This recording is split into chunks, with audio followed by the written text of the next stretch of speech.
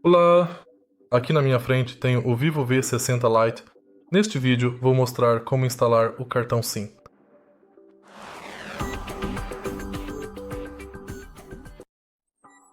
Para começar, prepara a ferramenta para abrir a bandeja do SIM e agora ejeta a bandeja do cartão SIM. Aqui temos dois slots para cartão SIM, um na parte de cima e outro na parte de baixo.